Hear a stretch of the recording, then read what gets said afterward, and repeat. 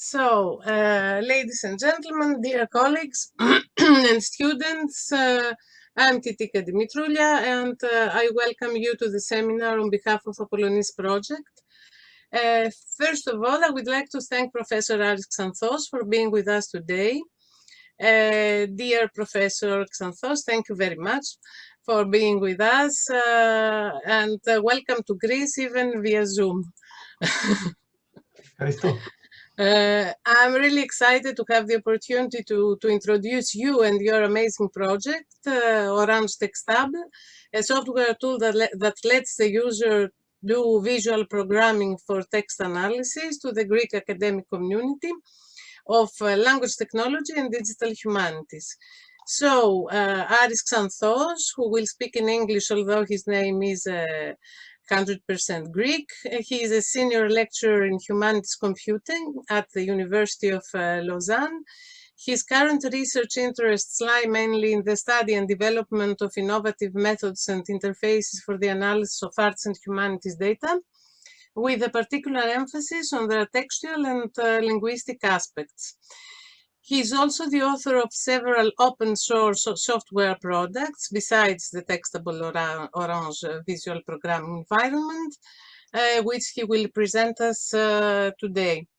We are grateful for his presence among us today in a moment where the research on text analysis seems to find its place in the Greek-speaking academic research. So, ladies and gentlemen, please welcome Aris Xanthos. Professor Xanthos, the floor is yours. Thank you very much, Efkaristopoli, Titika, for inviting me to give this introduction to visual text mining today. I really wish I could do this in Greek. The problem is δεν καταλαβαίνω τίποτα. Indeed, back in the late 70s, bilingual education didn't seem like the best idea somehow, unfortunately for my generation. So there I am speaking English today, but you can always ask questions in French if you like. Speaking of questions, I'm quite happy to deal with them during the course of the presentation. Sometimes it's better to just discuss things when they occur. So if it works for the organizers, it works for me. In that case, someone just please give me a heads up if I don't see a question before too long, which sometimes happen. So really just don't hesitate to jump in and ask questions at any time. Today's presentation is going to be focused on a piece of scientific software which I have authored. And together with Titika, we have initially considered making this a hands-on tutorial, but eventually it appeared that it would be more useful if I rather demonstrated the capabilities of the software and introduced to you the way that it's intended to be used. Hopefully this will enable you to determine if the software is relevant for your needs. And if this presentation sparks enough interest, I'm very happy to consider organizing a follow-up hands-on workshop, even in person, if we can make it happen. I'm always very happy to come to Greece, and I do it regularly, so that would be great. The software that is the main object of today's talk is called Textable, not in the sense of something that can be texted, but in the sense of taking text in input and manipulating it in order to build data tables. I have the firm intention to spend most of my time today demonstrating Textable, but before that, I would just like to give you some context on how this particular computer program came to be what it is today. The story of Textable goes back about 10 years ago, in 2011, when I obtained a grant from the Pedagogical Innovation Fund at the University of Lausanne for designing and developing a program that would help me solve a problem that I encountered at that time in my teaching when I tried to teach computerized text analysis to students in arts and language and literature, excuse me. The situation back then was that there were a number of quite good programs for text analysis, which offered partly overlapping functionalities, and each of them had some feature of its own. And usually these programs were quite user-friendly, so it wasn't a problem for students to learn to use one or even several of them. The problem was that there was a real lack of interoperability between the programs. So if a student wanted to do something that involved functionalities that were dispatched in 2 or more programs, which in itself is not a silly desire, then she had to write conversion scripts in order to take the input of a given program and match it to the output of another program, well, rather the other way around, but you see what I mean. This was not so difficult to do if you could write a small Perl or Python script which would do the conversion for you. But of course, most students in literature and language at that time, at least, could not program in Perl or Python. And so I found myself repeatedly coding these small bits of program to do that. There's a question in Greek, and I'm afraid I cannot read it, so you'll have to let me know what's written in the chat if it's addressed to me. Really sorry about that. Okay, so someone let me know if I need to know what's written in the chat. Yeah, so this conversion was easy to do with Perl or Python. Many students didn't have Perl or Python, and so this was not a satisfying situation for anyone. So the ideal solution would have consisted in creating the divine program that had all the functionalities of all the existing programs. And of course, I didn't try to do that. What I tried to do was to come up with a finite and relatively small set of basic operations, computational primitives, if you want, that could be combined in various ways to build higher level text analytic processes. So in order to design this set of primitives, it was important to adopt a well-defined conception of what did or did not constitute a text analytic process.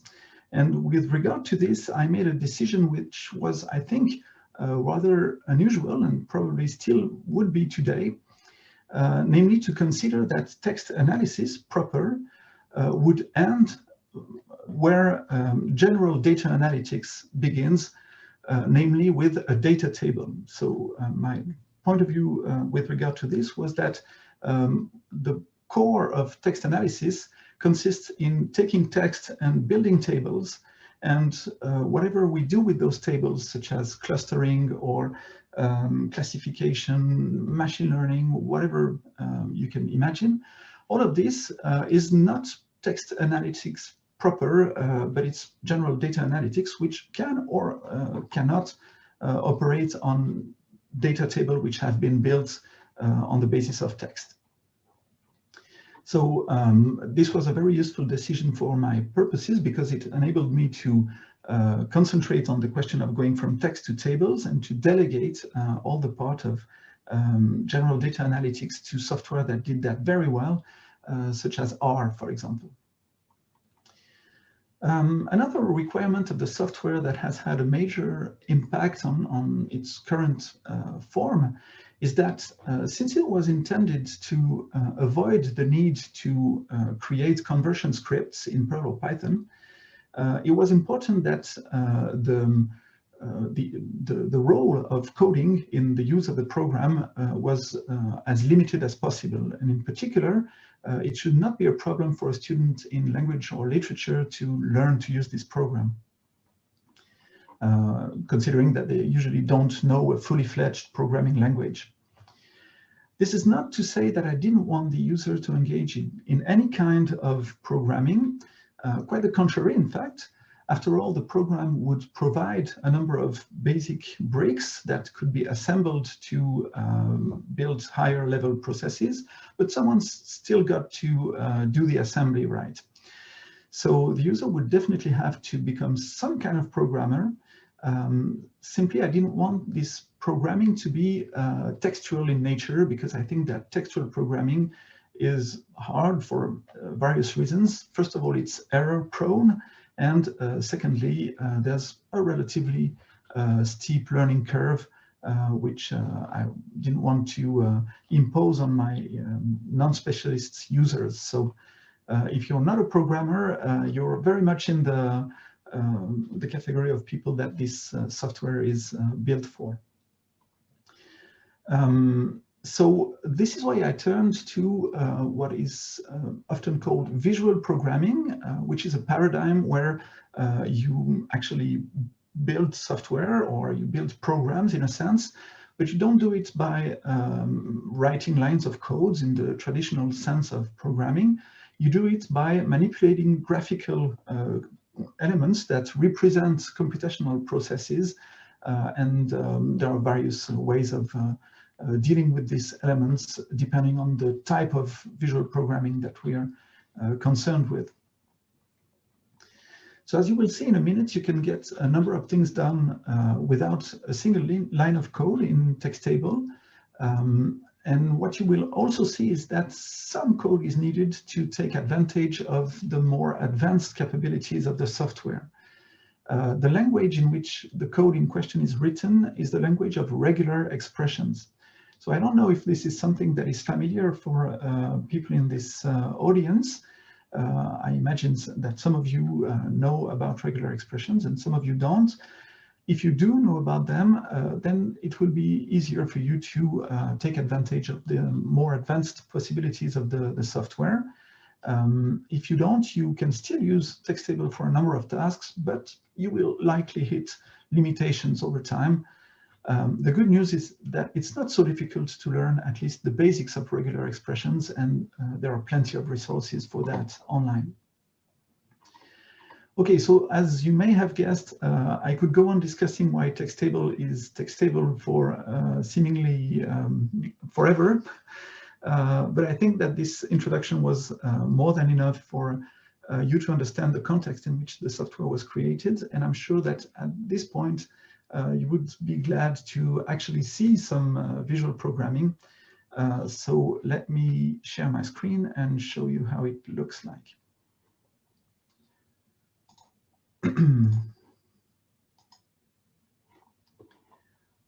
All right, I just rearrange things a bit because there's a lot of stuff on my screen.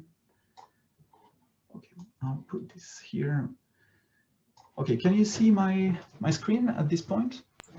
Yes, fine. Yeah. Okay, so an important thing to mention from the outset is that Textable is not an autonomous program. It's an add-on of another open source program, which is called Orange Canvas. So if you want to use Textable, you're going to have to install Orange Canvas. The procedure, well, Orange Canvas is easy to install, and if you go to the website that is on my screen right now, and I'll post the link to the chat, you will see how to install Textable. It happens within Orange Canvas, so you have to go to a menu, and then you select Orange Textable, and then you click, and you're done, basically. So it shouldn't be too difficult to install the software. And when you're done, what you're going to launch is Orange Canvas. So that's why I'm doing that right now. Hopefully, it's not going to be too long.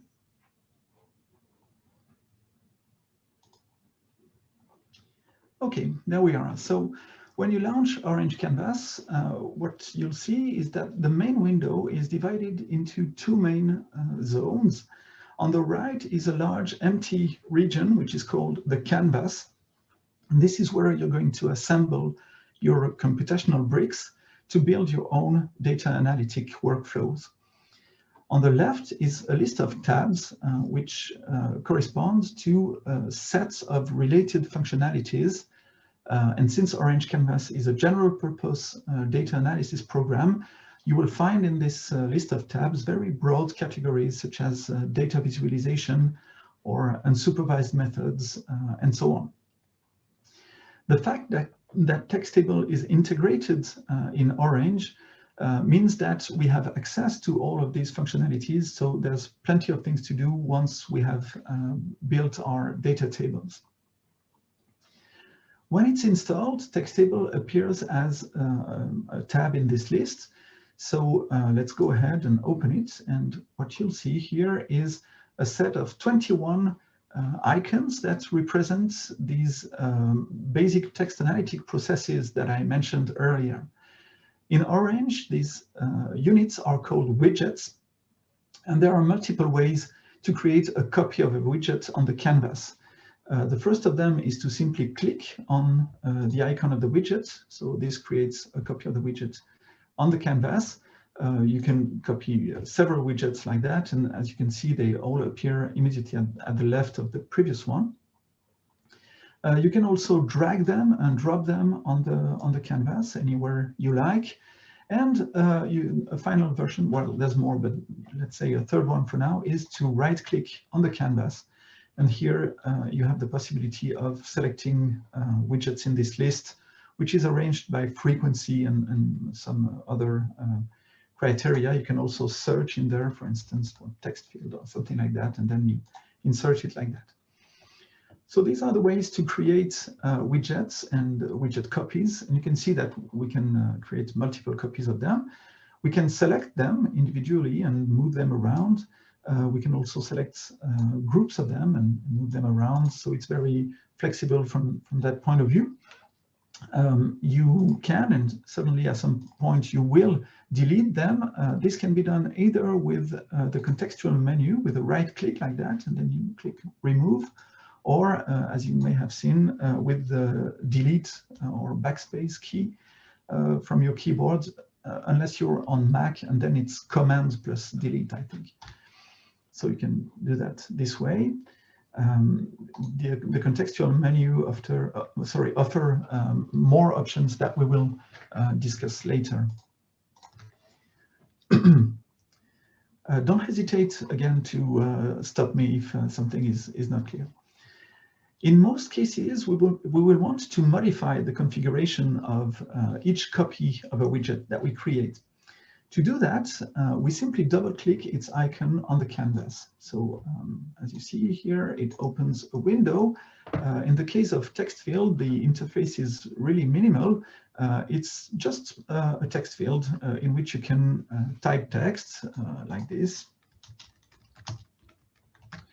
Or you can also paste text that you've copied elsewhere. So I could, for example, take this Gutenberg ebook of Agamemnon by, I don't know how you call it in Greek. In French, it's Eschyle. It's Greek, so I chose it for that. So you can see that it also works with Greek. And I can simply paste it there, and there's no particular problem with the fact that it's Greek because it's UTF-8 compatible, so that works just fine.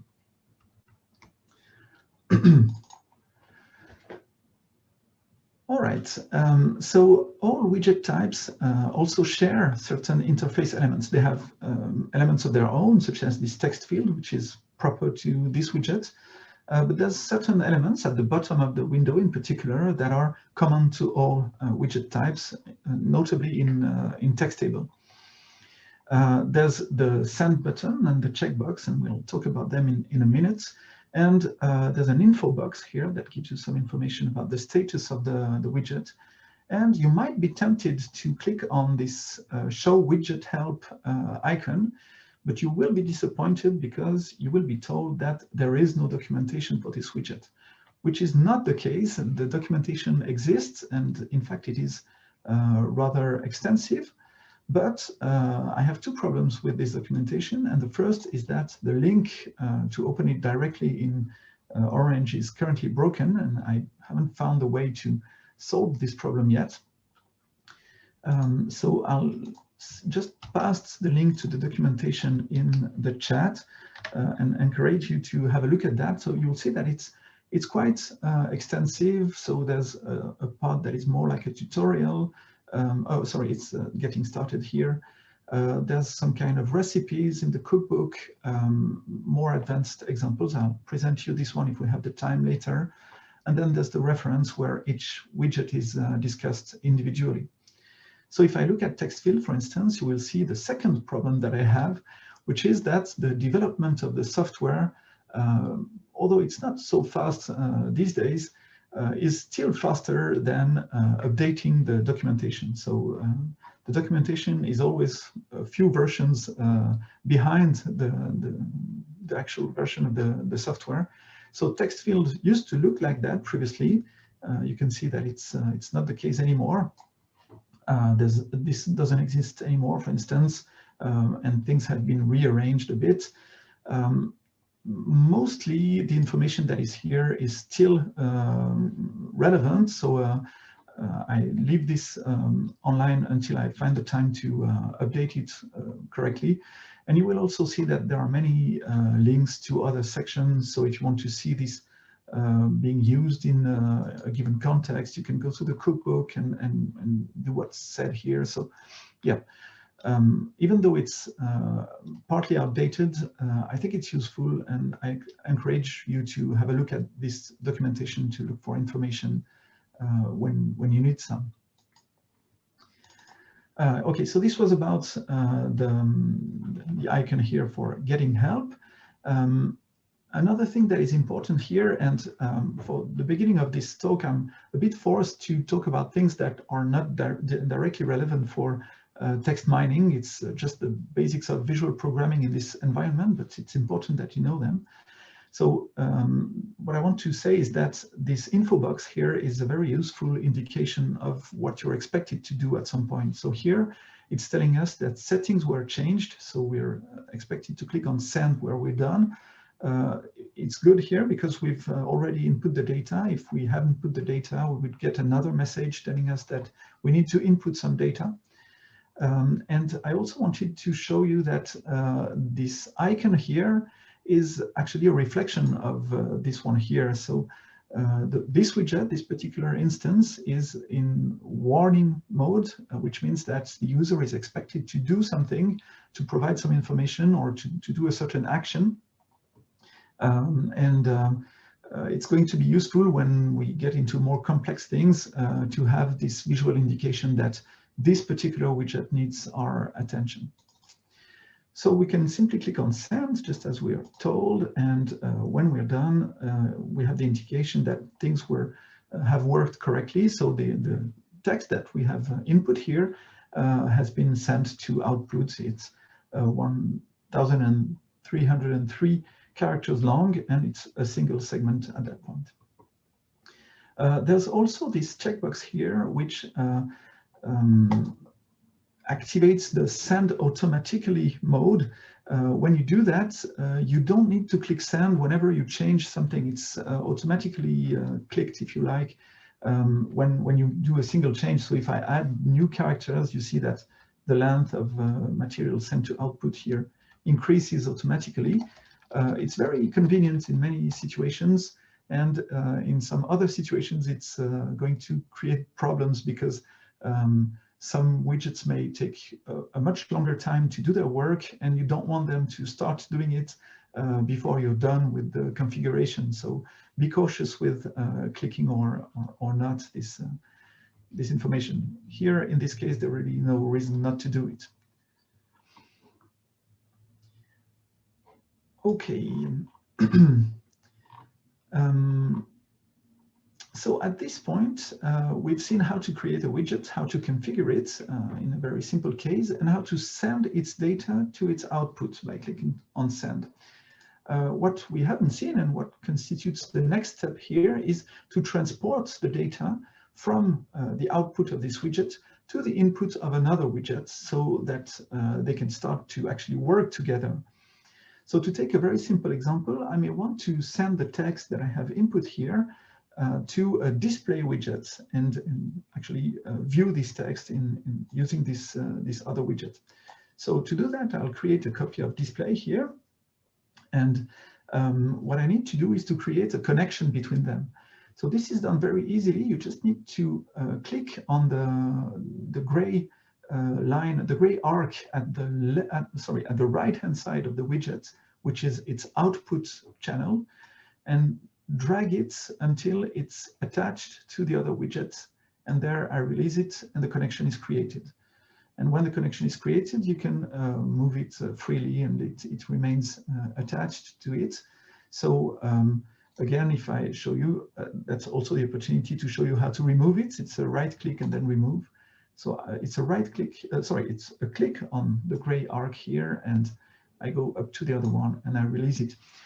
It's always that direction. So it's always the output to the right of a widget and the input to the left. So there's an inherent direction to the workflows that you're creating, where the input widgets like text field, for instance, are going to be rather to the left of the page, and you're going to move to in direction of the right.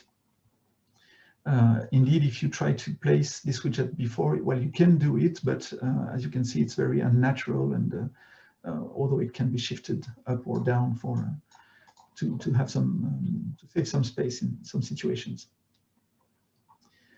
Another thing to mention about connections is that a given widget can send its output to any number of other widgets. So I can have another display here, and I can send the output of text field to it just the same way.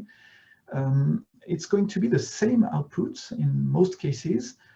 There's a few situations where a widget can send different outputs to different widgets, but I don't think we'll encounter one today, or at least not in detail. On the other hand, most widgets, in Textable at least, can only take one input. So if I have another text field here and I try to connect it with display, it's going to replace the existing connection because it can only take one. In contrast, intersect, for instance, can, and in many cases needs to take two inputs to do its job, so it will accept it. Okay, I'll remove the elements that are in excess here. So we haven't looked at what has happened in display after connecting it to text field. Well, nothing very fancy. In fact, it's just the text is now available in there.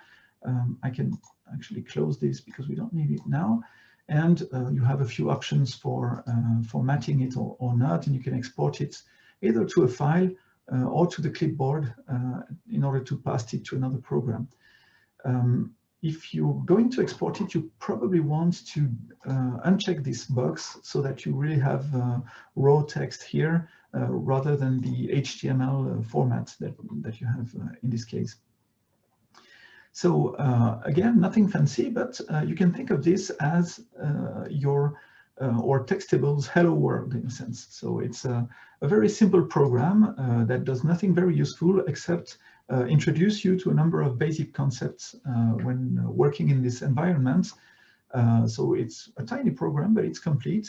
And yeah, congratulations, as they say when you learn a programming language and you make your first hello world.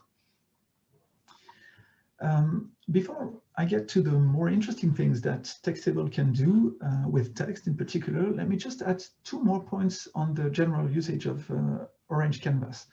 First, this is not just a calculator, so you're not limited to firing it up and then making a few computations, reporting the result, and closing the application. It's actually a traditional application that can create documents and read them. So whatever you create in the, whatever workflow you design in this canvas, you can save by going to the File menu and clicking Save or Save As, and then you can restore it later or on other computer or give it to someone that way. So that was the first point. You can save the things that you're doing. And if you're trying to do something right now, it's going to be useful probably. And the other thing that I wanted to mention is that there are a couple of tools that Textable offers here at the bottom of the window. And I just want to draw your attention to these two, which enable you to make annotations to the workflow. So you can, for instance, draw an arrow like that and add some text to say input text here, or whatever is useful for you to remember what you're doing or to explain what you're doing to someone else. And this is going to be saved together with the widgets and the connections and their configuration. So yeah, you can also distribute these annotations with the rest of the program that you're building. Okay, so now I'm really done with the basics of visual programming in Orange. So before I move to text mining more specifically, do you have any questions at this point?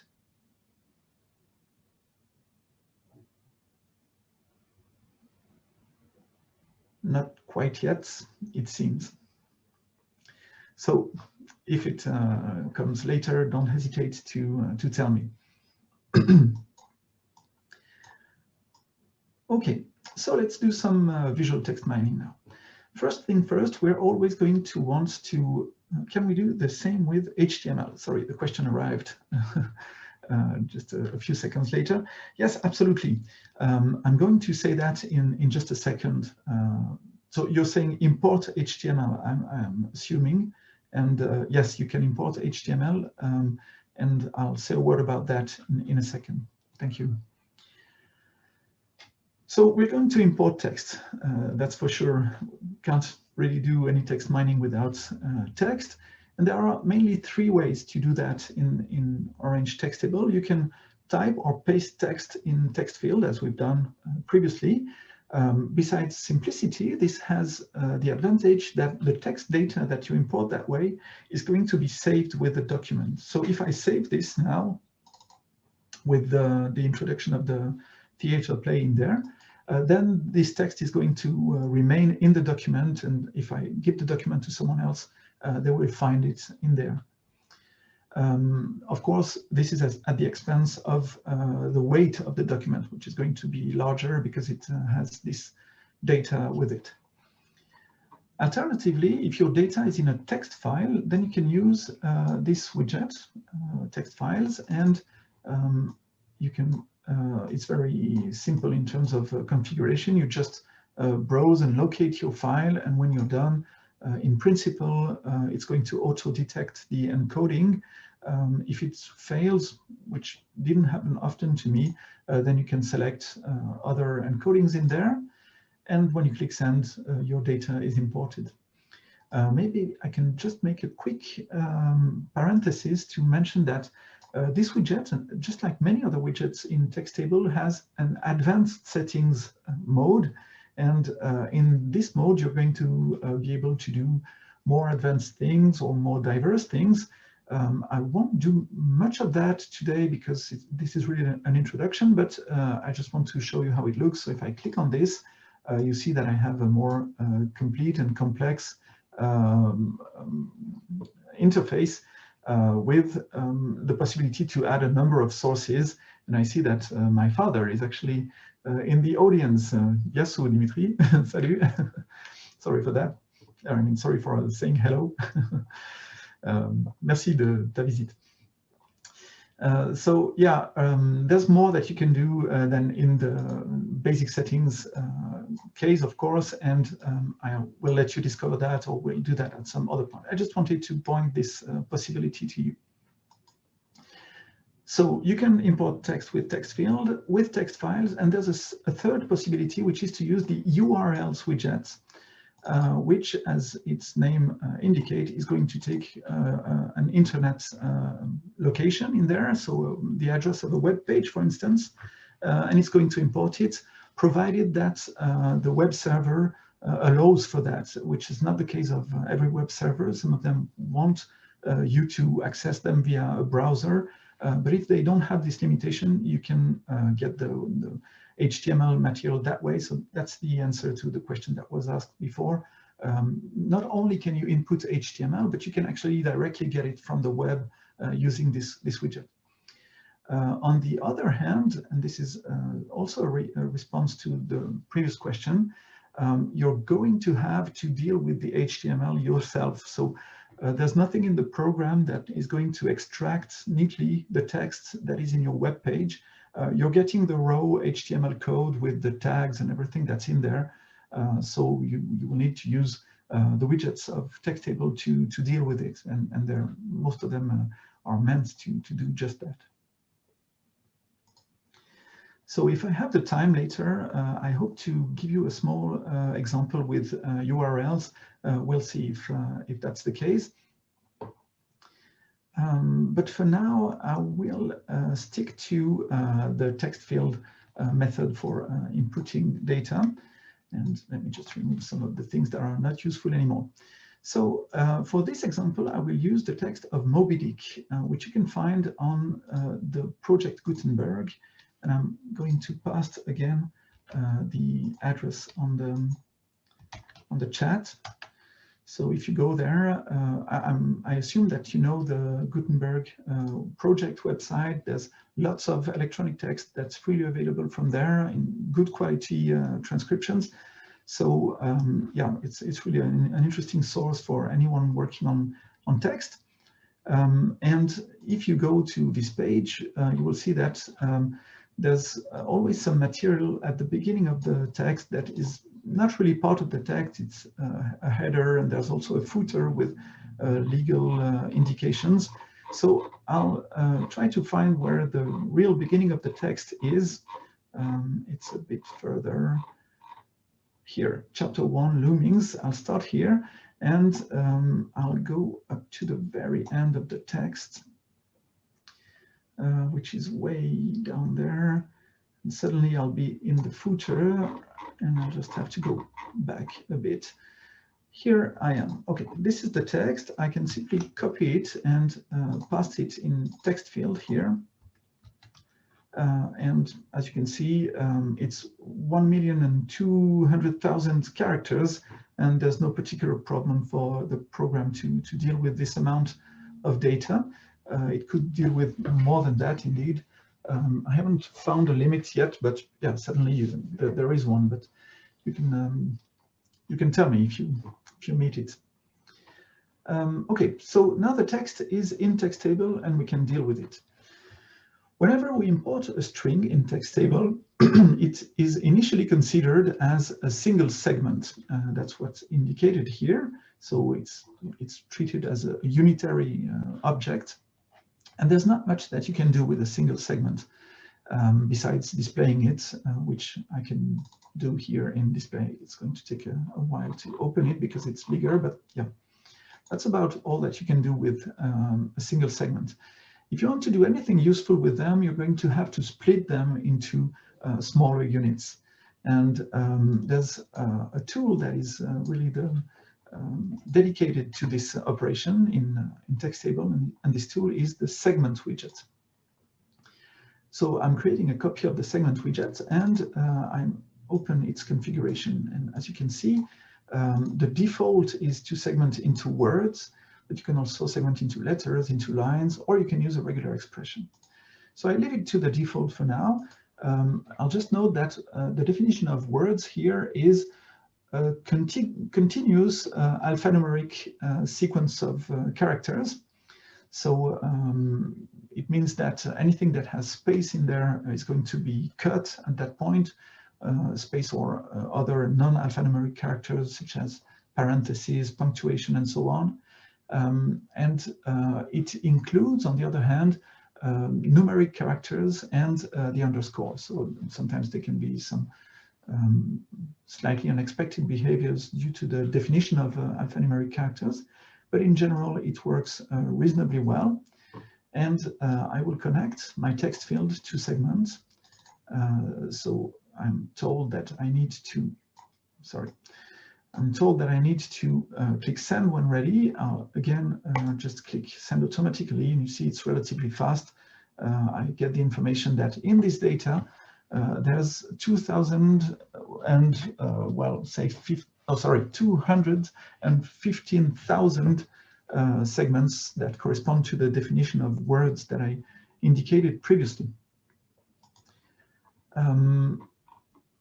At this point, it's probably useful to mention that you can give to your widgets more meaningful names. And we're going to do just that by right-clicking on the widget and selecting rename. So here I would write Moby Dick to just know what I'm talking about. Okay, so this is relaunched, but it's fast. And here I'm going to write words so that I know that this is what I have segmented here. We can also, of course, look at the result here, and we will see that only a small sample of the words of the text are displayed. This is the default behavior. It can be modified so as to display all the segments, but it takes a completely unreasonable amount of time to do that. So usually you're going to want to keep it that way. Okay, so the obvious thing to do with with a sequence of words like this one is to establish the distribution of these words. And this is really easily done with the widget that is called count. So now I can see that my aunt is also in the room. So I was right when I thought that my entire family would be here tonight. Hello to all. These words that we have just segmented with a regular expression, in fact, we're going to send them to the count widget. And count is configured by default. So the configuration here is a little scary, but you don't really need to look at it for now, because by default it's going to simply count the frequency of the segments that it takes in input. So I just need to connect here words with count. And yeah, I still have to click on send here. It takes a minute. My computer is relatively fast. And yeah, we have the confirmation that everything was counted. We would like to see this distribution now. This happens in a widget that is not a widget of Textable, but a widget of Orange Canvas. So it's in the data tab here, and it's called data table. And as its name suggests, it serves to visualize a data table. So I'm just going to connect count to data table. And when I click on it, we can see now the distribution of words in the text. We have gone from text to table using what is probably one of the shortest path that we could create. So if I just recapitulate, we import the text here, we segment it into words, we count the frequency of the words, and we display that in a table. The mediating element between text and table here is the concept of a segmentation, and it's really an important object in all of Textable. A segmentation is a list of segments, and a segment is a region in a text. So if you want, a segmentation is an analysis of a string or of a list of strings into, well, how can I say that? Into a series of segments. So again, into a series of regions or spans in the text. It's a common feature of many Textable workflows that they start by importing text, and then they use a certain number of widgets of the type of segment to create new segmentations and manipulate these segmentations in various ways. And then at the end, they're going to use widgets of the type of count, which take segmentations in input and produce tables in output. That's a bit the general logic of the tool. Yeah, going back to the results that we've just created. So you can see that they are sorted by decreasing frequency order by default. So the top of our list contains mostly function words as expected. It's the case in any text in a natural language, I think. You're going to have many articles, prepositions, conjunctions, and so on, until the first content word, let's say, or lexical word appears. It's whale in Moby Dick. And then a bit later, I think we have man and Ahab and ship and so on. You can also click on the unit header here, and it's going to sort the column by alphabetical order, or by ASCII order, I should say, so that unfortunately the capital letters are separated from the lowercase letters, but yeah, that's how ASCII is sorted. But it can still be useful to, if you're looking at something specific, it's easier to find it that way rather than by scrolling forever in the list of decreasing frequency. Okay, without adding or removing any widgets from what we've done so far, there are already a few simple ways to modify this workflow and get it to do something a bit different from what it's doing now. So let's see that. And let's suppose that we're rather interested in the distribution of letters rather than words. Well, it's easy to do. You just go to segment here, and you choose segment into letters in place of segment into words. And then you're getting your letters. Changes usually propagate, sometimes not as fast as you would like them to, but someday they arrive to the other widgets, and then you can click send. This one is a bit slower because there's more letters to count than words, so it takes more time, but in the end we'll get a smaller table with the distribution of letters in the text. I have the impression of hearing something.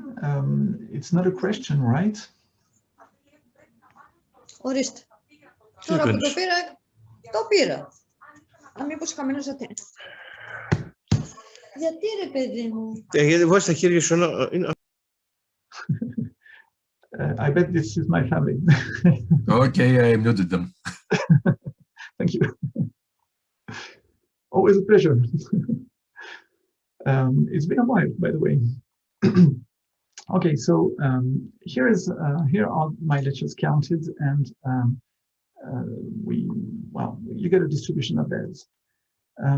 Another thing that you might want to do is to see the distribution of pairs of elements rather than individual elements. And you can do that by going to count here and increasing sequence length to 2, for instance. So these pairs of elements, we call them bigrams in the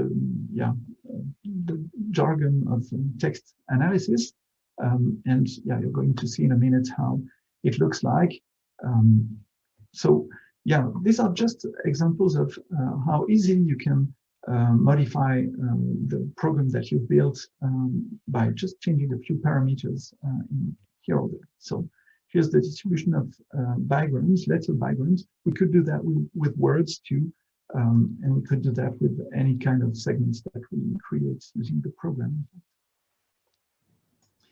And of course, you might change the input text altogether. So if I return here to unigrams, which may be faster, and maybe words too, which is often more interesting, I can take, I'll take all of this file here. So there's going to be some English in there, never mind. It saves some time. And I can pass all of this in my input here and obtain the distribution of words in this text. And as expected, it's Greek. They're Greek words. And one thing that you can note too is that this count is case sensitive. So this is choros, if I'm not mistaken. Even reading Greek is hard for me. Hopefully I'm right. In any case, this word is in uppercase. And in some cases, this is a problem because you don't really want to count the occurrences of choros uppercase or lowercase separately. You want to have them counted as a single item. So if you want to do that, you would have to go to another widget, which is called preprocess. So I'll just make a small detour by preprocess here. What about the stop words? I'll tell you in just a second. Thank you.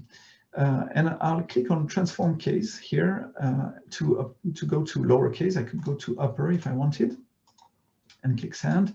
And this actually converts my entire text to lowercase.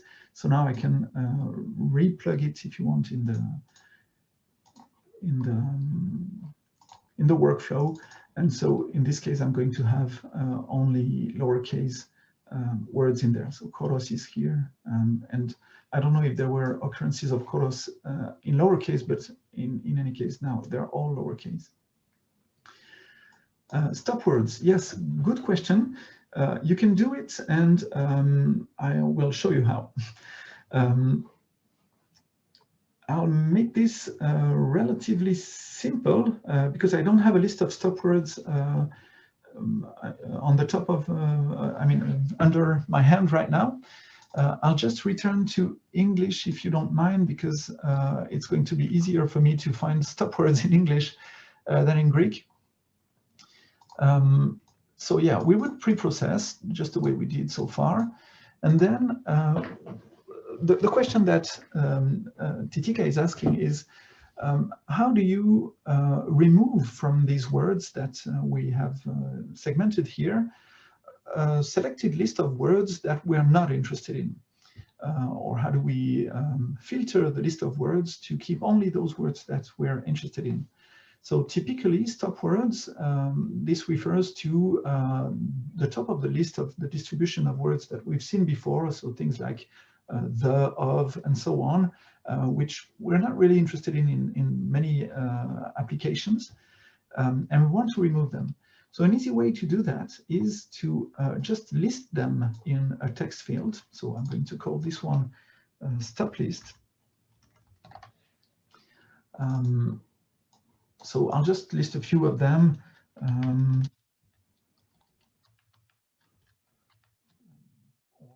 And so on. Okay, so you forgive me if I don't write all of them. I'll click send, and so this is a string at this point, and I need to segment this into words, actual words. So I use segment for that, and I'll call this stop words. So it's probably already segmented into words, so that's fine. Okay, so here are my 5 stop words. And there's this widget, which is called intersect, and it does exactly what we want. So I'm going to pass all the words to this widget, and I'm going to send also the list of stop words to it.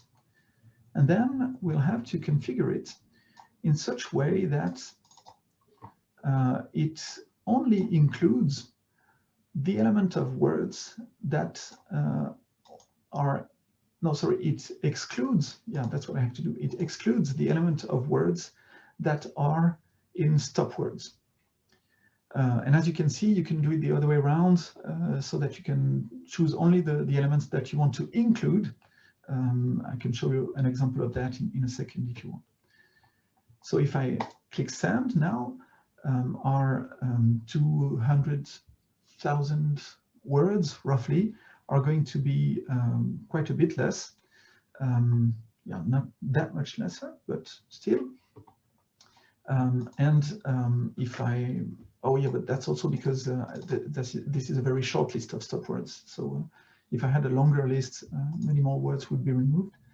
And now whatever comes out of intersect here is the filter list of segments. So I could feed it to count, for instance, and I could easily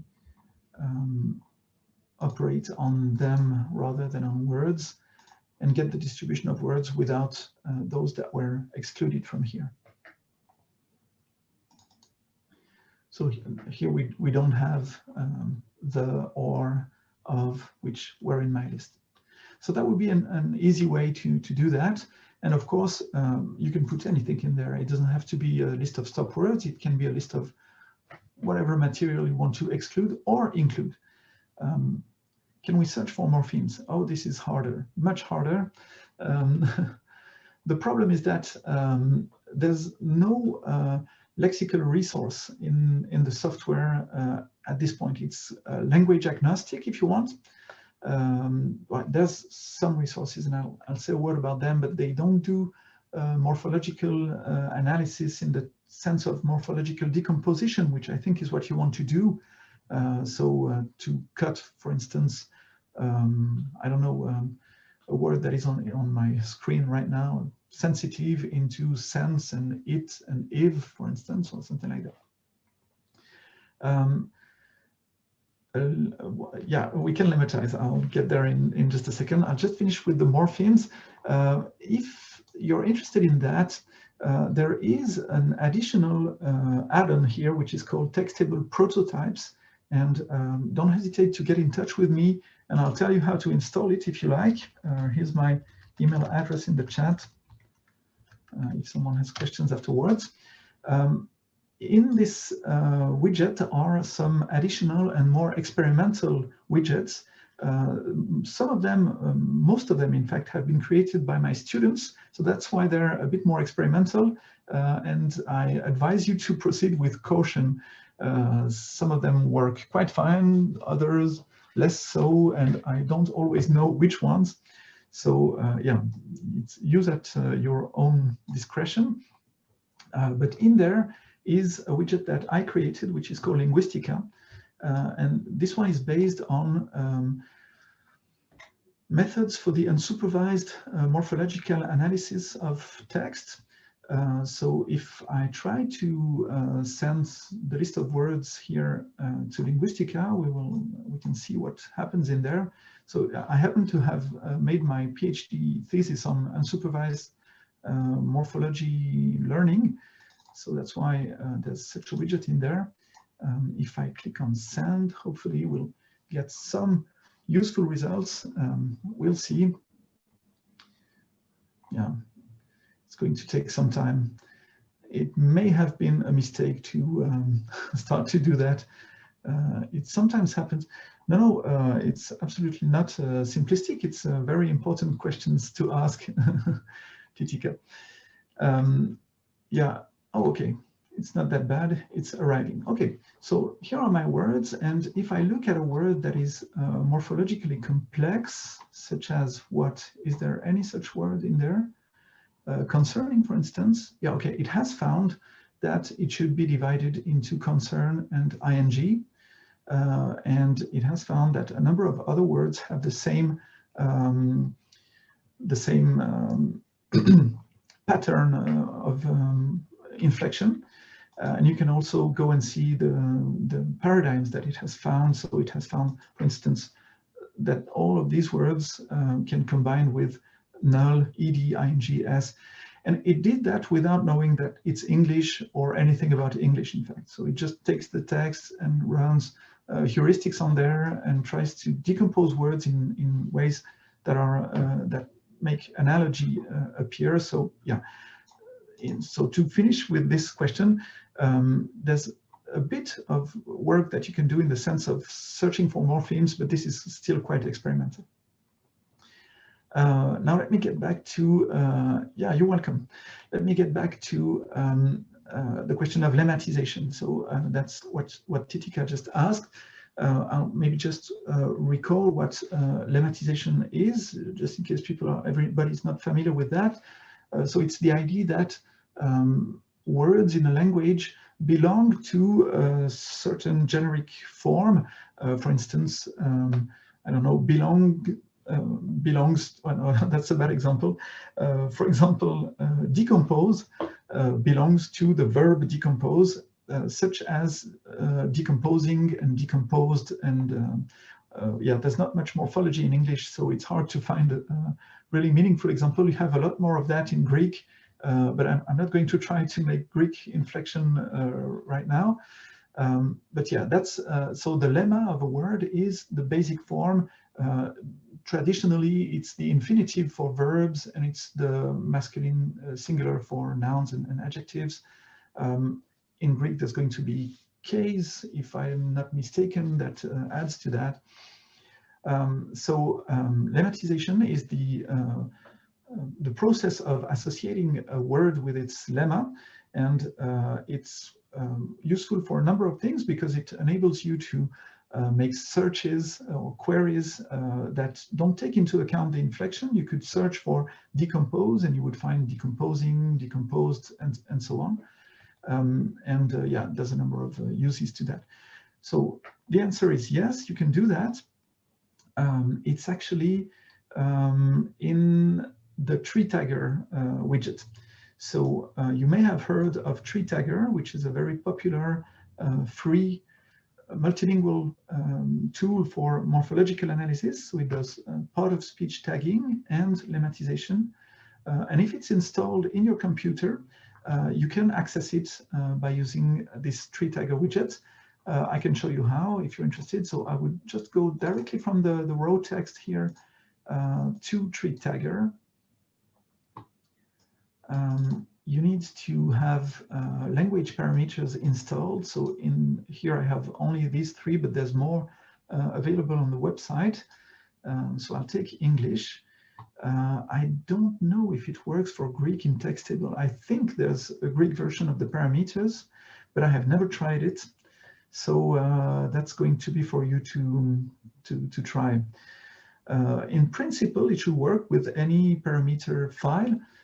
But I haven't tried, so I don't know if sometimes I have surprises with things that I expected to work and that don't. So yeah, there's two ways to operate. I'll just show you the simplest one for now, which is segment into words. So I just click send. It's not so fast because yeah, there's a few words to analyze in there. Well, it's not going to take an hour, but it might take a minute. And the 40% here is not a reliable indication, I'm afraid. Yeah, 60 is a better sign already, and hopefully we'll be done soon. So you see, it's not that long. We have approximately, well, we have a comparable amount of tokens. It's not exactly the same number of tokens because tree tagger has its own tokenization rules, so rules for segmenting the text into tokens and words, and in particular tree tagger keeps such tokens as punctuation or symbols and so on, which are excluded by the regular expressions that are behind the segment widget that I'm using. So the output, we can simply look at it in display here, and we will see the first few words. So chapter has lemma chapter, and it's tagged as a noun, and one is an ordinal, and I don't know what CD stands for. Loomings is a noun, but he thinks it's some kind of noun, and then this is a sentence marker, a sentence boundary, and so on. So yeah, you can do that, and when you do that, yeah, I haven't had the opportunity to explain that. A segment, and we've seen segments in various kinds so far, has a content, and that's what we've been dealing with. But it can also have a number of annotations. So what you see here, the lemma and the post tag code, there are annotations that are associated with this segment. And most of what you can do with the content of a segment, such as make a search for it or count it or so and so on, you can also do with annotations. So for instance, if I wanted, I could go from here to a count widget. Sorry, where is count? Here. This is, I don't know why this operation is long, but yeah, I have an idea. Never mind. And I can, when he's willing to open, I can simply click on, oh no, wait. Yeah, if I click on send, we're going to count the content of segments. But what I want to show you is that if you want to count, for instance, the frequency of lemma or the frequency of post tags, part of speech tags, you can do that by just selecting this here. So you asked about lemma, Titika. So here you are. I'll click send, and now we're counting lemmas, really. And hopefully we'll have a distribution to visualize in before too long. Oh, sorry, it's here. Okay, this is the distribution of lemmas as identified by tree tagger in this data. And as you can see, as I said, the punctuation is part of that, which is also a reason why the counts are higher. Yeah, there's also elements in there that are going to be better treated than with regular expressions. For instance, I don't know, In French, parce que, which means because, it's written in 2 words really, but it's really 1 word. It's 1 entry in the dictionary or the lexicon, and it's going to be treated as 1 word by tree tagger, whereas regular expressions are going to treat it as 2 different words. Yeah, so plenty of questions. That's good. I hope I've answered all of them. I think so. And so if there's no more right now, I'll try to get back to where I was more or less, which was far away from where I am right now. But that's also the nature of the software. Honestly, it's quite dynamic in the way that you create these workflows, and that's the spirit.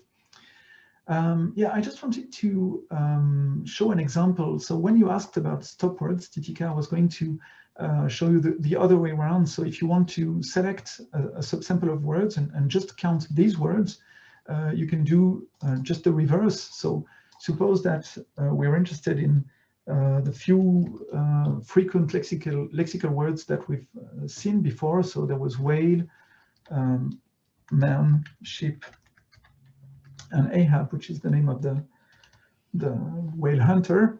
I write it in lowercase because it's going to be matched with text that has been converted to lowercase.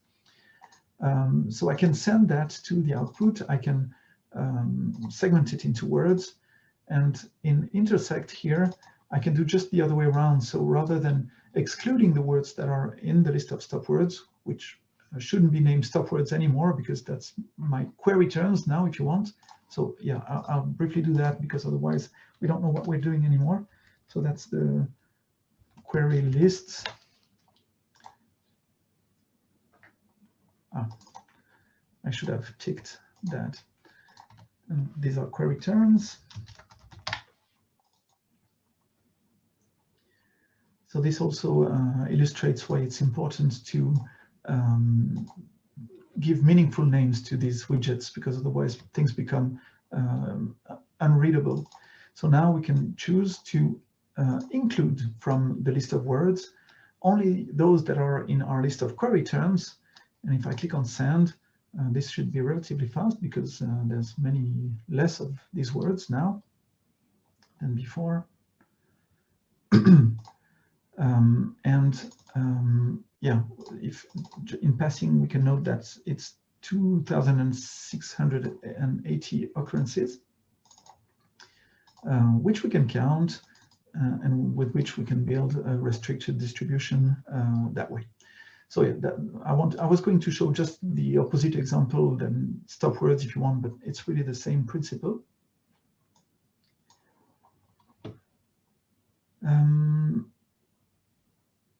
Okay, now something that yeah, I keep showing things and you ask me questions when you feel like.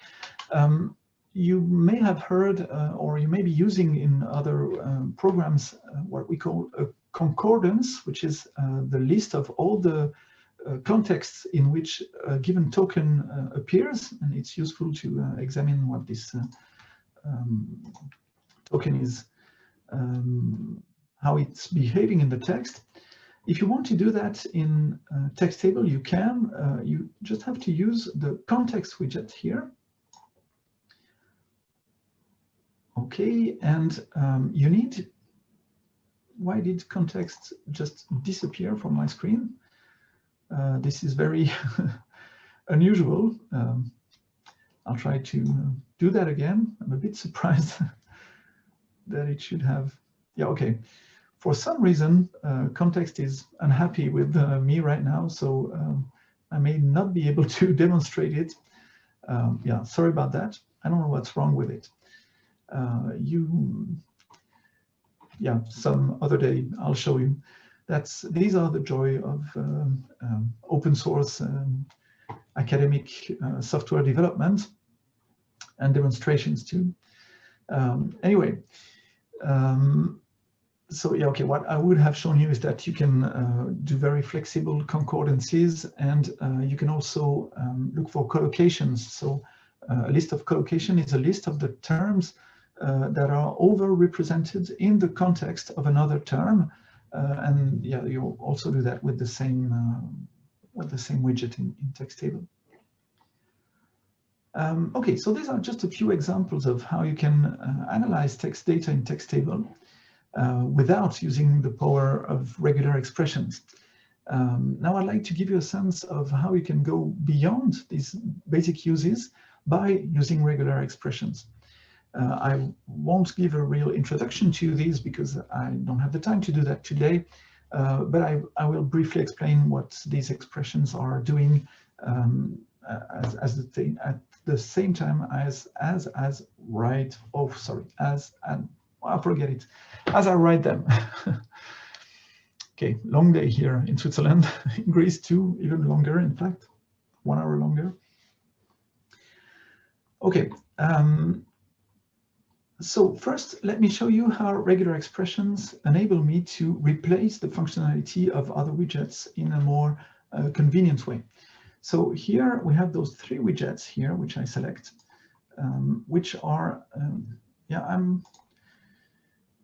if things could stop disappearing from my screen, it would be really nice. Yeah, in fact, I think it's my keyboard that is that has problems. Hopefully it's going to be good now. Okay, I didn't really want to remove brutally these 3 widgets, but that's what I'm going to do anyway. So these 3 widgets served to filter the distribution of the sequence of words to obtain just those words that I selected. How can I do that easier with regular expressions? Well, I can use the Select widget, and this one is going to stick on my screen, hopefully. Yeah, it does. So I'll send the words to it. Select has several modes, but by default, it works on the basis of the content of the segments that it has in input. So, for instance, here I could say that I only want to keep those segments that correspond exactly to one of these terms: whale, man, ship, or Ahab. So that's how you write that in regular expressions. You see, it's not a very complex syntax, but yeah, it's still formal language anyway. But when I click send now, it executes relatively fast. It doesn't need 2 other widgets to do its job, and it gets to exactly the same results. So I won't lose any time redoing the workflow here, but believe me, if I plugged that in count and counted it, we would have exactly the same distribution as before. So okay, so that's just a simple example of how using regular expressions can make my life easier. But more interestingly, you can use regular expressions to do things that cannot be done otherwise in Textable. For instance, you might be interested in looking at words that appear immediately after the most, for instance, the expression the most. What are the words that appear after the most in the text? It's obviously not something that I can list before running the experiment. So I couldn't use the approach that we've seen before, but I can do it with a regular expression. So what I would do is use another copy of segment here. I'll already rename it, so that saves a bit of time. The most X, let's say, and I'll connect preprocess to it. Okay, so it was already set up to segment into words, but now I'm interested in using a regular expression. And now I can look for anything, not specifically words, but whatever I want or whatever can be described with regular expressions. So I said the most followed by some word. So any word is going to be written like that. That's the way to write a word in regular expressions. And that's what's behind segment into words, in fact. It's a bit more complicated to say, or well, I don't know. It's another syntax to say that you're looking for a word after the most. You're going to write it between parentheses like that. And this means that we're looking for things that are preceded by the most with a white space. So this expression really means I'm looking for words that are preceded by the most and the white space.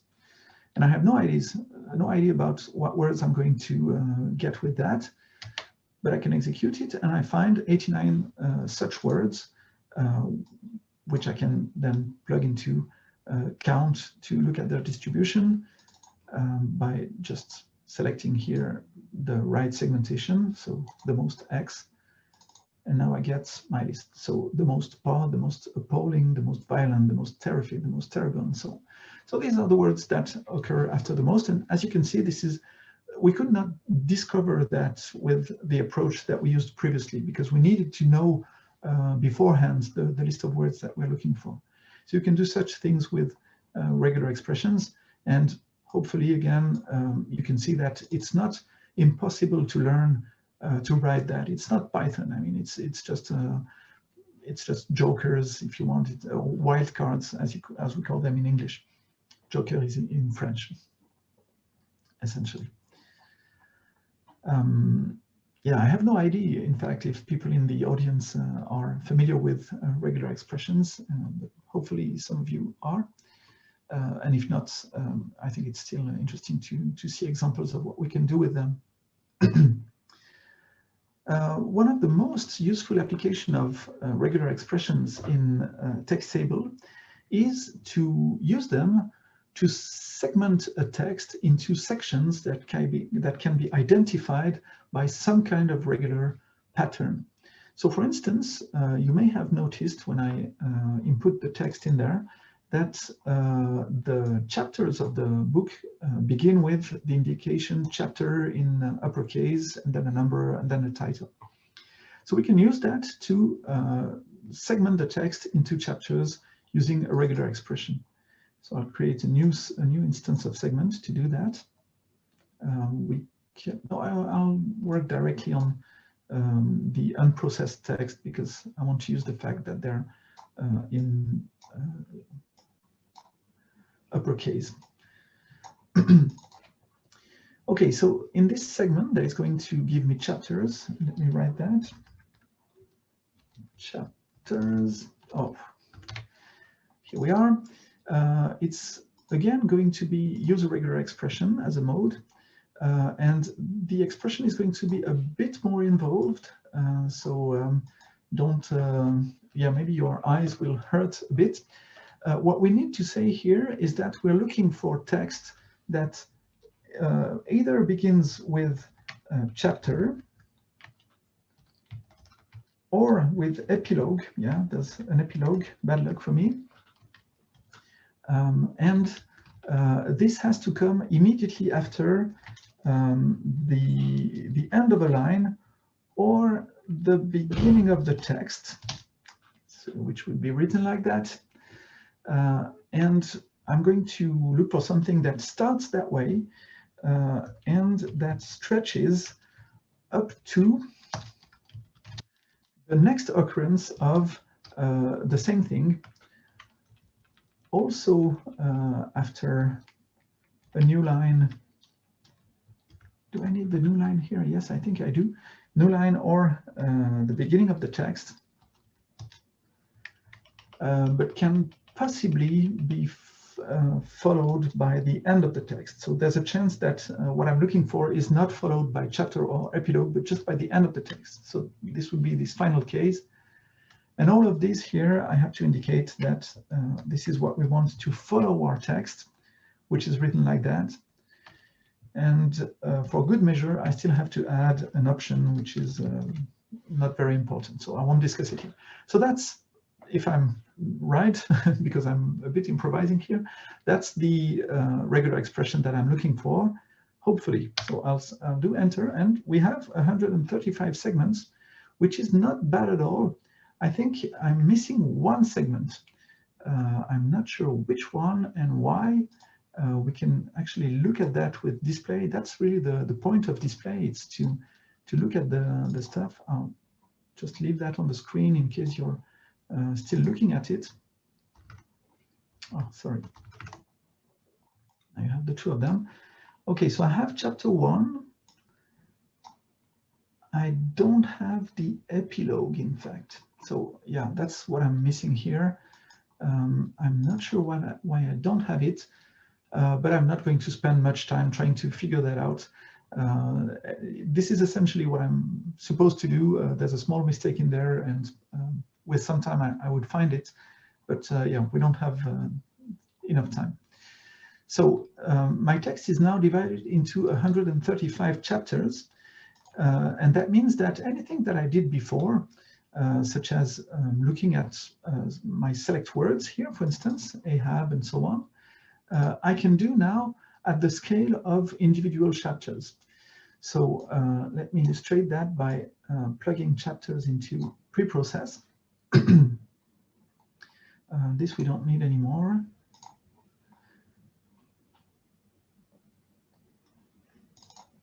Preprocess needs to be sent.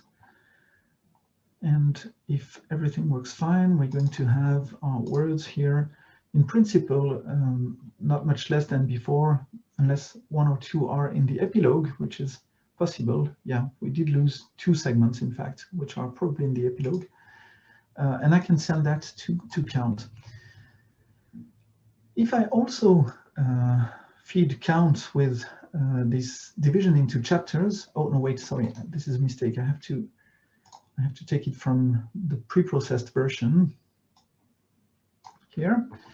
Now I have the possibility of instructing count to establish the distribution of my selected words, but not as a whole in the entire text, but in every chapter separately.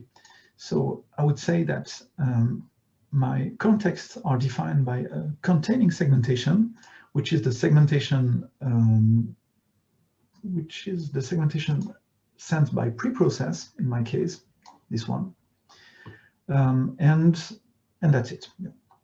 So I can click on send. It's fast because there's not so many items in there. And here's what we get. So we have our 135 chapters, and we have the distribution of the words that I was looking for, sheep, men, whale, Ahab, in each chapter separately. And I can tell you then that it's not easy to build this table without a tool for doing that. Because if you do it in each chapter separately, you're going to get crazy when you try to align them. So yeah, it really was one of the main requirements of the software to be able to create these tables, which we called document term matrix, and which are the basis of a number of applications. And when things are in this format, the door is open to more interesting analysis. So I'll give just a few examples of that so that you can see the kind of things that you can do when you are done creating your table and still within the environment of Orange. So the table looks like that, as we've said. One way of visualizing that is to send that to what is called a heat map. Heat map we will find here, and that's just a way of looking at contingency table like this one. So here's how it looks. It doesn't look so good because what we have here are absolute frequencies, so counts. It's the number of times that a certain element occurs, and this is very dependent on the total amount of occurrences of an item. So here, if we want to compare chapter 1 and chapter 2, we don't know really if the numbers that we see here should be considered higher or lower or what, because they may be very different in total. So what we do to solve this problem is that we can use a widget which is called convert here. Convert, where are you? Okay, convert didn't come. I'm going to get it by hand. Never mind. My computer seems to... oh, but it's not what I want to link it to, in fact. Okay, it's not my computer, it's me. And here we have the possibility of asking to do various kind of transforms to the table, and we're going to normalize it by rows. So we want the numbers in the rows to be interpreted as proportions or relative frequencies. I can also show you in the data table. For some reason, I haven't clicked on send. So now the new table looks like that. So you see it's 30% of sheep, men, and whale in chapter 1, and it's 100% of whale in chapter 2, and so on. And these numbers, they can be compared because they don't depend on the number of items in the row. And with that, we get a different picture, so here you have the chapters from top to bottom, and the 4 words that we're studying. And you can see that whale, just as we could expect, has a distinctive pattern of occurrences over time when compared to sheep, man, and Ahab, who are probably all related to the same kind of references. Okay, so that was just an example of one kind of things that you can do once you have a data table. Another example that I wanted to show you briefly is hierarchical clustering. Maybe you've heard about that. It's a method that takes a data table and tries to form clusters or groups of items in this table based on their similarity. So items that are similar are going to be grouped together, and they're going to be grouped iteratively until they're all pooled into a single unique category. And you can decide to cut the tree that is created that way at an arbitrary height. So let me show you how to do that and how it looks like. You're going to need something from the unsupervised tab here, which is the distance widget. So we'll send the data to this widget, and here we can choose a distance, a way of computing the distance between the rows of our table. So we'll compute distance between the rows. These are the chapters of the book in our case. I'm not going to normalize for reasons that are not so important to discuss right now, because it's already normalized, in fact. And then from there, we can go to hierarchical clustering and other widgets too, but this is the one I want to demonstrate now. And here's how it looks. So it doesn't fit the entire screen. I would have to zoom out, which is possible, but then it becomes difficult to read. But so this way you can see the entire tree. If we cut the tree here, we have really one item that is on its own, different from all the others, and all the rest form a single group. But we can also cut the tree further down and have 3 groups or 4 groups, or as many groups as we like. It's a decision for the user, in fact. So in this case, maybe this would be a meaningful clustering. But to know that, we would have to, of course, return to what's composing the clusters. So here we have this very special cluster with the chapter that has the number 12 and the number 94 in our case. And what we could do would be to go back to the list of chapters here, and we see that chapter 12 makes no mention of man or whale or Ahab. It only talks about sheep. And possibly 94 is going to be the same. It's not the same, so I'm not sure if it's really this one we're talking about. Yeah, this is the problem with doing things so fast. Was it 94 really, or it was? I was here. 12 and 94. Yeah, it was. So you also have the possibility of selecting a group like that, and it sends the group in question out of the widget, so you can look at it in another data table, for instance, like I'm doing. Okay, it's row 94. Yeah, thank you, Christophoros, which happens to be, for some reason, chapter 97. And indeed, they have exactly the same profile. So these 2 chapters, they only mention sheep, and only once. So it's really minor. No, sorry, it's not once, because these are relative frequencies. So it means 100% of distribution, but we don't know if it's a small or large number. But yeah, indeed, these 2 chapters have this in common.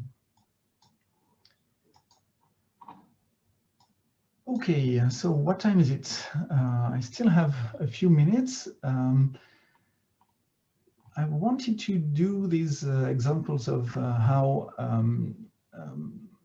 items can be used from within the widgets of Orange, and how we could access more generic data analysis functionalities that way. There's many more that I could illustrate, but I will just show these two here. I had the plan to show things with tree tagger, but I did it already, so I'm not going to do that again.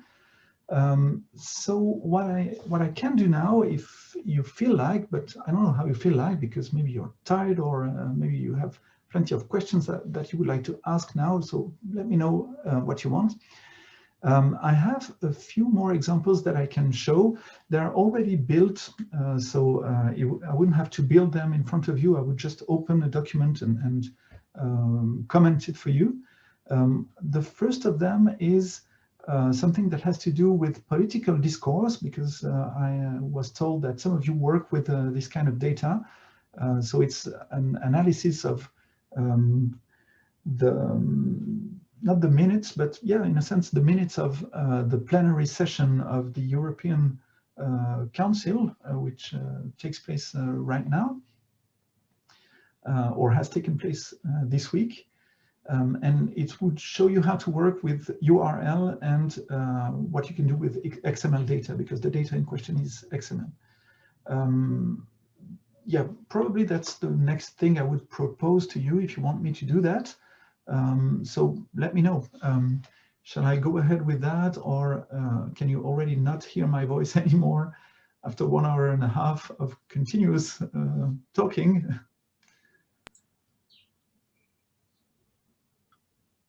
There are some questions. Yeah, there are. So I'll take them first. If we have 2 or more texts, can we join the tables in order to do correspondence analysis or PCA in Orange? We can join the texts in the first place. I don't know if it completely answers your question, but that's indeed a very common use case, which I didn't illustrate. But suppose I have another widget like this one. So I try to duplicate it. Here it is. It's the same text in this case, but I can easily go and get something else. So yeah, I'll take anything. Dracula, fine. If Dracula is willing to come, plain text, and yeah, to not lose too much time, I'll just copy the entire text and paste it. Okay, so now I have a second text, which is Dracula, and I may want to analyze it jointly with the other one. So if I want to do that, what I can do is use the Merge widget, which is a very basic widget, and I should have showed it, but as you see, there were many things that I wanted to show. And so all you have to do is to send the 2 texts to Merge, and at the output of Merge, you're going to have 2 segments, and now they can be processed exactly in the same way as the 135 segments that are the chapters. So it makes no difference at this point that they come from different sources. It's just a segmentation. It's just a list of segments. There are 2 of them here. There could be many more, but it doesn't matter to the program that they come from different strings or from the same string after having segmented it like we did for chapter. So does it answer your question? Okay, cool.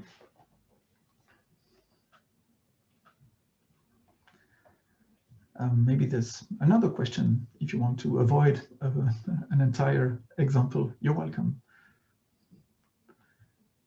But if you don't have another question, I'll go with the example. Okay, let's do that. My threats don't seem to work on you, so. Okay, so I can close this. I don't need it anymore. And I'll just briefly show you the data. So it's this European Parliament website. and there's currently a plenary session, and there's lots of material in the website. And one of these material is the verbatim reports here, which I have already opened here, and this is XML. So hopefully you have at least a working or basic knowledge of XML. So essentially it looks like HTML, so you have tags, and so on, and it describes a tree structure. And in this case, you have chapters that are divided into interventions, and interventions have the information of who is speaking. It's the orateur here, and the content is in paragraphs. So that's essentially the structure of this data. And I just wanted to show you how you can use that kind of data when you have it at your disposal. So I'll launch a pre-built workflow that I prepared for you. It should arrive in a minute. Okay, there it is. So it's good that I didn't have to do that live because I wouldn't have had time. As I said, I'm using here the URLs widget. So this is something that I wanted to illustrate too. As you see, I just put here the URL of the web page with the XML file, and it's retrieved, and I can use it in Textable. So that's a really cool way to import text without even seeing it. It's divided into chapters, and this is done by means of this type of widget, which is called Extract XML. So if I show it to you in its original form, it's that. And it takes a single argument, which is the XML element that you want to extract. So it could be div, for instance, or whatever element you want to extract from the code. So here we want to extract the chapters first, and there are 27 of them in this file. The interventions then, there are 141. And as you see, we have a sequence here which matches, in a sense, the tree structure of the XML file. Then here is something a bit more advanced, so I won't spend much time on that. This is actually a copy of segment. You've seen it many times before, segment into words, use a regular expression, but that's the advanced settings. So here I have several regular expressions, and not only do I have several regular expressions, but they go and try to capture some specific part of the code, which is the indication of the speaker and the language. So if I show you that again in the data, oh, I closed it, unfortunately. If I look at an intervention here, you see that the speaker is indicated with this lib attribute, and there's also the language indication in the LJ attribute. So that's what I'm trying to capture here. I'm looking at whatever is within the quotes after lib or after LG, and I create annotations for that.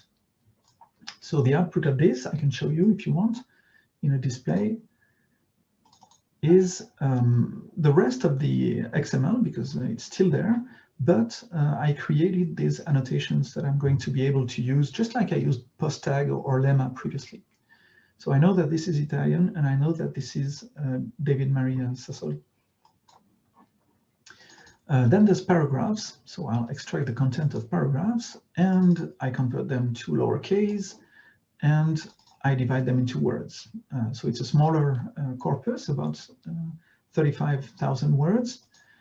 And then I do a few analyses. So the first of them is to count simply the number of languages, of words per language that we have in this data. And if you look at that, you see that there's a lot of English, a bit less French, a bit less German, and there's not much, what is that, Estonian maybe? Well, I'm not sure. What can ET be? That's the problem of being in Switzerland. You don't know enough about Europe, unfortunately.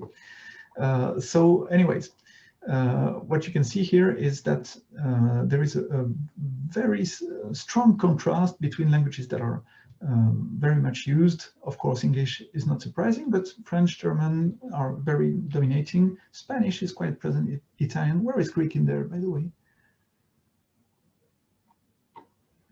It's not even there, or what? Row 14. Oh, it's EL. Okay, okay. I didn't know that was the code. And okay, so that's one thing that you can do. I can do the same with the number of words per speaker, since I have this information. So it's just one parameter to change. And here I see who is speaking a lot and who is not.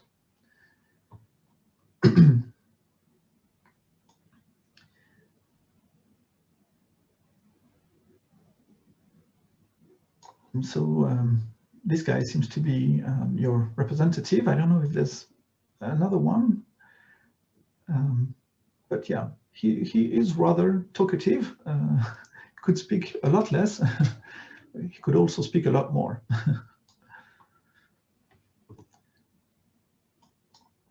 And yeah, he's not in the room, is he? Or and then finally, a last experiment that I did was to look at the lexical diversity per speaker. So this is another kind of measure. The idea here is to reflect how unpredictable, in a sense, the lexicon or the use of the vocabulary of this person is. And it has the merit that it can be compared between languages because it's just a question of number of forms. It's not based on lemmatization. It should be based on lemmatization to do well, but of course I don't have the means to lemmatize easily all these languages. So the results here are this. The maximum value that we can get is 100. So this representative has a very, very diverse language. I'm curious to look at it, but almost all the words that this person uses are different. And as you can see, it can go to very much lower values. The Greek representative has a much lesser value, for instance. And yeah, the difference is quite spectacular in this case. So you don't know what that means without looking further. I mean, it can be that the person is very poetic in their expression, or it can be that they're just speaking about a point and repeating the same words for some reason. I mean, it's not always an accident. But yeah, I just wanted to give you this small example of the kind of things that you can do when you have structured data, which is the case here, and also the fact that you can use access data that is on the web directly.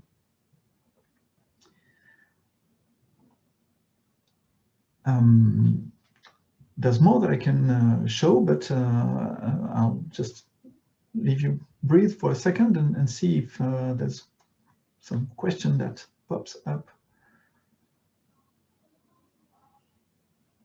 Do you know if Textable or Orange supports models or ontologies in any way?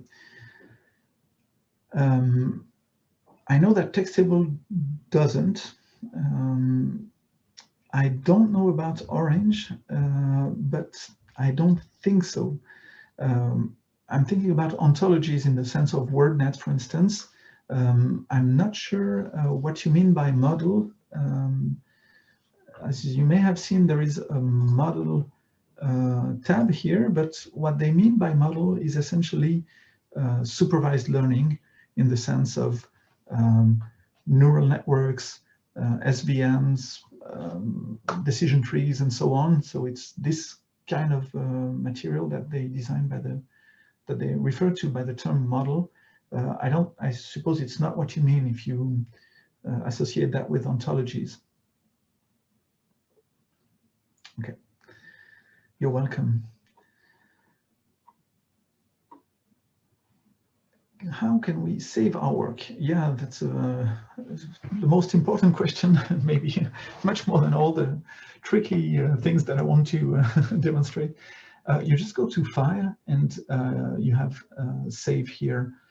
You can save the first time, or you can save as a new, under a new name, as with most documents, just like you're familiar with other applications.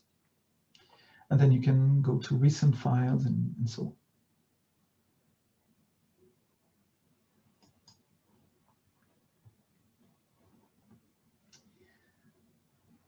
All right. You annotated your Europal data with yes, yes. In fact, I did here in speaker and language.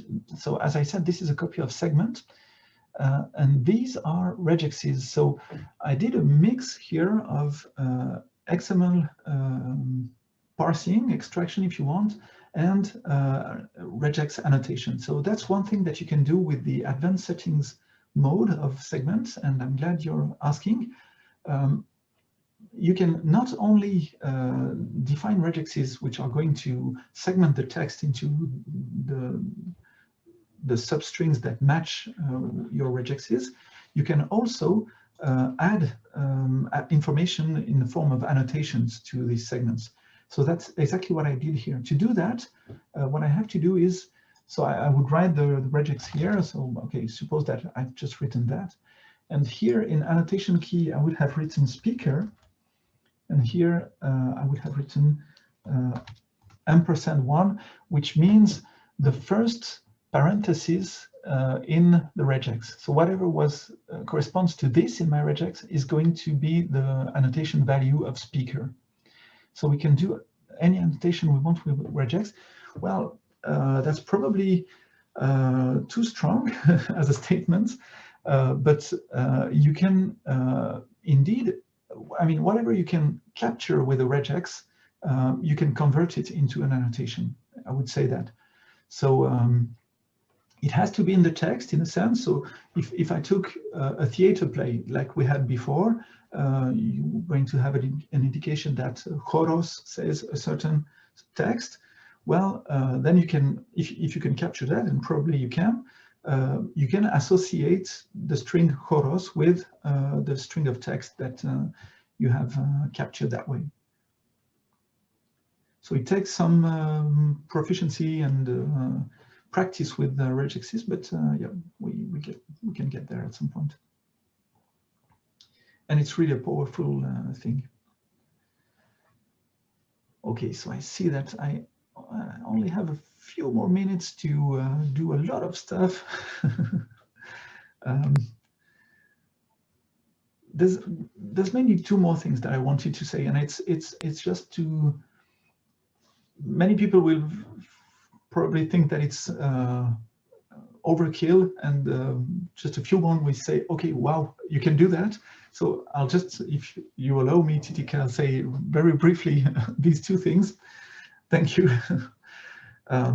So one of them, I'll have to launch another workflow to show you that. One thing is that you've seen me configure widgets manually. For instance, I could go to a URLs widget like this one, and I can add URLs that way, and that's what I've done today.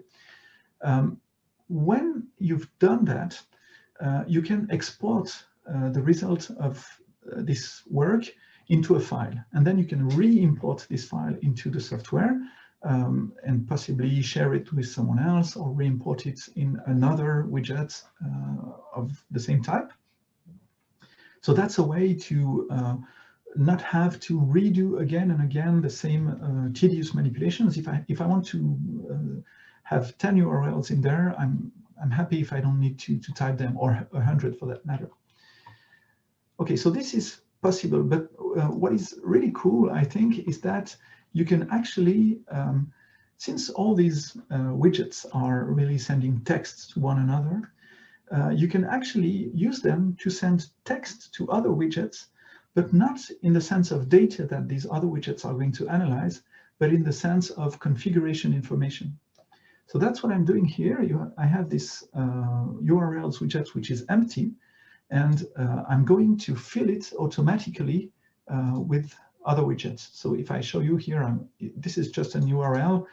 I go and get some stuff in there, and then it's segmented and reformatted and so on. And when I've done that, you will see that here now I have a list of URLs with annotations that has been created automatically. And this information was extracted from the page that is pointed to by this widget, and various steps of manipulation where I segmented it and then reformatted it with into JSON. Okay, so obviously this is not for everybody, but it's something you can do, and it's super useful in the sense of opening new possibilities. It really means that you can actually go to the internet, fetch a lot of data, use that data to configure your own widgets with regexes or with URLs or with whatever, and this way do things that you would just not do by hand. Like in this case, it would already be tedious to just type all this in, and in some cases that I have done, I've done this with hundreds of URLs or even thousands. So okay, so that was one cool thing. And you are very welcome, Titika, and all of you. And the other thing that I just wanted to mention very briefly, because I'm getting to the end of my time, is that if you are working with Python, and I'm sure that there's at least one person in this huge room that does some Python, then you can actually use it in there. So there's this widget which gives you access to Python code. So you can script here, or you can just use the console here if you're a bit familiar with that. And when you have something that arrives there, you can, just to show you how it looks like, you can say, for instance, in object, which is a predefined variable here, 0 get content. Oops, sorry. And this is the text that's in there. So you can access all these objects that are behind the scenes, behind the stage in Textable. So the segments, the segmentation, the annotations, and so on. All of this you can access directly this way, which enables you to extend the possibilities of the software in cases where you need to use a third-party package to do something that the software is not able to do, like sentiment analysis or word embeddings, or you name it. Well, you can do it that way. So yeah, I just wanted to just give a little hint that this exists and can be done. And yeah, I think I'll probably stop at that point and see if there's one or two last questions that I can answer. If it's okay for you, I'll stop my screen sharing so we can see each other better, like that. Can I see all of you? No, I can't. You're too many, way too many. As I said to Titika, I never have that kind of audience in my courses. Or you're really an army of people interested in text analysis here. Thank you very, very much for your presentation. It was interesting, insightful, and makes me at least think that we may ask you to come again and have more time to present us. With pleasure. Yes. Nyakara, as you say, right?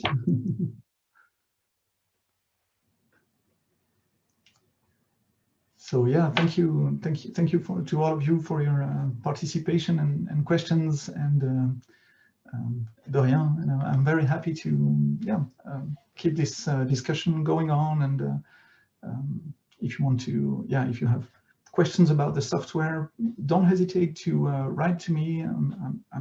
I really support it, and I would be very happy to see more users adopt it.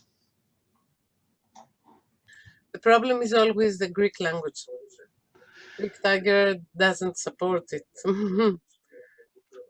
We have to see. I mean, I don't support it personally, but yeah, as you could see, I could easily import it in the text field, and it's possible that TreeTiger works with that. We would have to check.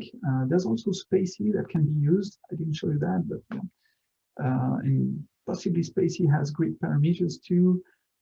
So yeah, I think quite a few things can be done, certainly. Thank you. Is there any question or comment or? I understand that it's very late in your time zone, and you probably all want to go and have some rest. It was much information for something new. It was very, very interesting, but okay, it's not easy to Process. Yes. Take your time. I don't move. Nobody moves anyway right now, so don't hesitate to get back in touch with me. And yeah, if people are interested, we can definitely think about a follow-up to this. Yes, and maybe, as you said, not on Zoom, but yeah, I would really love to come to Greece. So for the moment, I think we don't have any questions. We don't have any comments. As you see, your presentation is very appreciated. I'm glad. So thank you very, very much for your time, for the presentation, for answering all our questions, and for your availability. My pleasure. Thank you for the invitation, and yeah, hopefully we'll be in touch again. Yes, and yes, I'm sure we'll have you soon again with us. Great. Σας ευχαριστούμε πολύ όλους. Ευχαριστούμε τον κύριο Ξανθό και όλους τους συμμετέχοντες. Μεγάλη μας χαρά. It was a pleasure to have you with us and all of you, and ελπίζουμε να σας δούμε σύντομα ξανά. To see you soon again. Okay. Thank you. Ευχαριστώ. Γεια σας. Γεια σας. Ευχαριστούμε. Γεια σας. Πολύ.